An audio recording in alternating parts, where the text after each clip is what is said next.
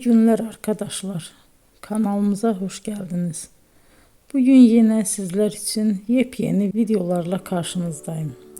İki başarılı oyuncularımız Elçin Sangu ve Barış Ardus'tan güzel paylaşımlarını sizler için hazırladık.